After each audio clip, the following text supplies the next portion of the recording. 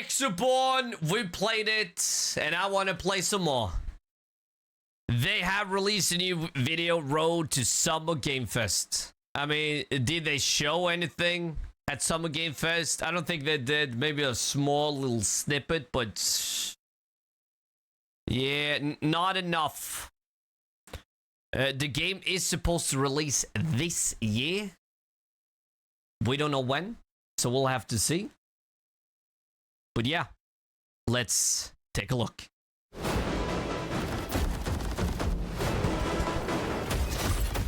So this is the second time that Exoborne has been to Summer Games Fest. This time is kind of much cooler because we're actually allowing people to get hands-on. I'm Brynley Gibson. I'm the executive producer at Sharkmob for Exoborne. So we have made so many changes to the game in such a short period of time. Okay. When we did the last public test, there was a lot of positive feedback, but there was some negative feedback as well. And we decided, actually, we wanted to make Exos the core of the progression in the game. We wanted to have more of a permanent progression with the Exo rig itself, so you can build a relationship as a player. It's a really big change. Yes, that's a big super change. Excited about, and we think the players are going to love it. Great thing is when the event actually comes, it's actually a moment of real excitement for the whole team. Suddenly, their work is being shown to the whole world. So the funny thing about these events that we kind of take part in is it doesn't affect all the team. So lots of the team are just busy, focused on making the game. I really hope they're cooking, but I like that finally this mech suit is the progression system, because you don't really care about your mech that much. You could pick from like 4 different mech suits, and if you lost them, well, that didn't matter that much, because you could just craft a new one if you died. So there wasn't really that much. Of course, it sucked when you died, especially if you had a good weapon. But one thing that you didn't care about at all was the mech suit. That was guaranteed no matter what. Like, you would get it, and you didn't get, like, didn't feel that much difference between the worst one and the best one. There was some differences, of course, like bigger inventory space and all that, but not that. Like, at least I didn't care that much. Fuck. Now we're on the ground floor, and this is where we have all our tech teams. So that, I mean, when you get one, even though it's a bad one, when you die. Okay. I mean, okay, yeah. Why should you care? Go on. covers everything from the engine to the tools to game features.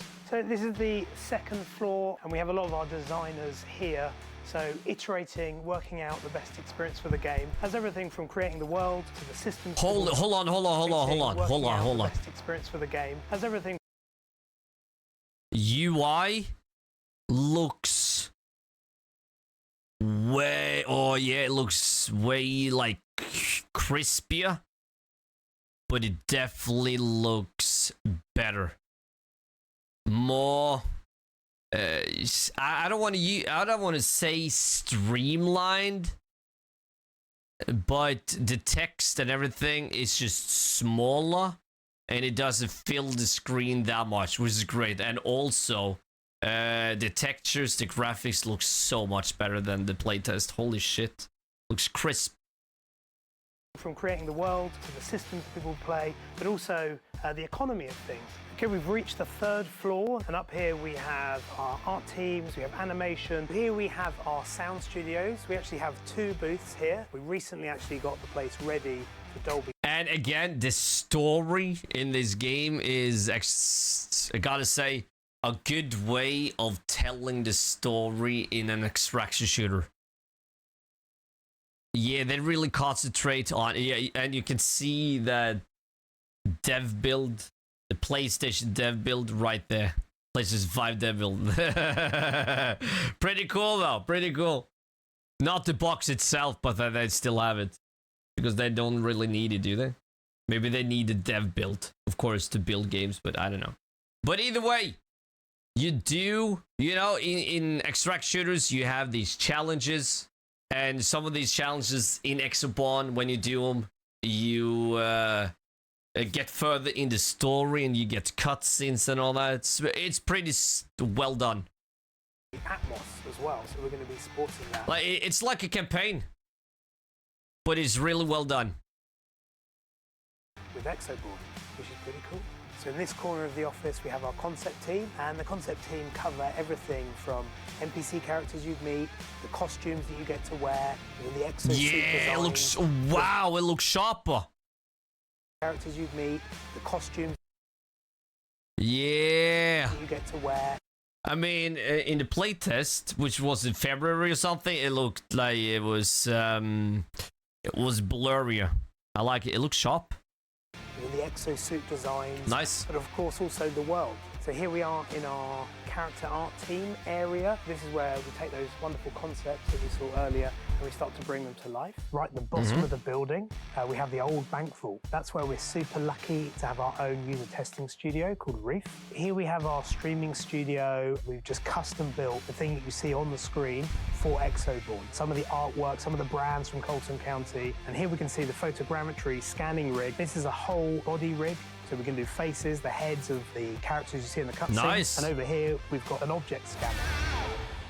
Object scanner? My name is Sweet. Rogel. I'm the world director for Shockmob. So the last time we had a public showcase, the game was still in its sort of infancy. We've changed a number of different things in terms of the progression, the economy, the exoability, the way that you perhaps don't lose everything when you die. So for this year's event, what we're really trying to show here is this dynamic chaos that we are always trying to create in the world. We have plenty of great new additions to the forces of nature and how they impact your gameplay. So that's what we're really focusing on at this time. You'll have to discover what those secrets are by playing the game. All participants will be able to play this game hands-on. All steps have been removed from this game. You can absolutely enjoy it the way it is, the way it's intended to be played. Give us a beta already. So something we did this year is that we had this booth with 3 gaming stations, and we always run them in a trio. We always run them in a team, because yes, you could go solo, you could play solo, but the game is really lit up when you play together with your friends. We've seen a lot of creators having fun with our game. They try it for the first time and then they get the hang of it very quickly, and that's always nice to see. We have been showcasing the most recent version of our game. So some of the changes we did since the public test are available here. It's been very interesting to see how a lot of the repeat people who have played with us in the past have come again, and they can see these differences and they understand what we're trying to achieve. So for us, it's fantastic to get that validation that we're on the right track. It's always awesome to see people try the game, you know? Like as a developer, you get very kind of in the mindset of just making the game. And when you can see people playing the game, you get a whole other perspective. That's like a key thing with any playtest, really, because obviously we're very feedback driven. Like it's a live game, you gotta be feedback driven, and we gotta work with.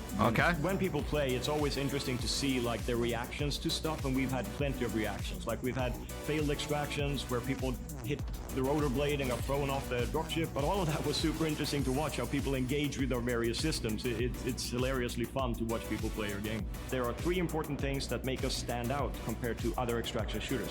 One of them is focus. Well, it seems like they care, but yeah, I've seen some of the skins they want to sell. I think they're awesome, but it looks sort of like a little out of character, a little too much COD with the skins. On the dynamic session. We're a PvP first game with NPCs in it, so PvPvE, but then also the dynamic weather systems with storms, tornadoes, lightning. The second pillar is the mobility of your exo rigs. With the tools we give you, the grappling hook and the glider and the jump jets on the works Crystal, for example, really you can well. jump far, you can go up to the rooftop of buildings. The last part is what's important to all extraction shooters, the risk versus reward. So those 3 things, that's the core of our experience. Last year at Summer Games Fest, we were here as well, but we did actually a more extensive hands-off presentation. And now we have the opportunity to let people play our game and actually experience it by themselves. And what we found is that when you actually have time to sit down with a game and engage with it, it speaks to you. So we don't have to say as much because the game explains itself. Well, that's sweet. I just like, when's the release though? Do they have anything here now? It probably says like 25. No, it doesn't. Not a freaking thing. It definitely looks good. But I want more details. Maybe we don't need a release date yet. Maybe it's good that they don't have a release date. Then they doesn't need to rush the game. But at the same time, I feel like the hype is dying down for this game. People forget it. That could also be a good thing. I don't know, but I mean, interesting for sure. The thing is, what the hell? Hold on. This came out like 5 hours ago. Yeah, like I said, I think the hype is dying down for Exoborne.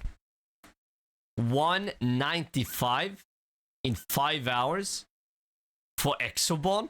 Oh, that's weird. But yeah, to me, looks good. Looks even better now. I just want to play it.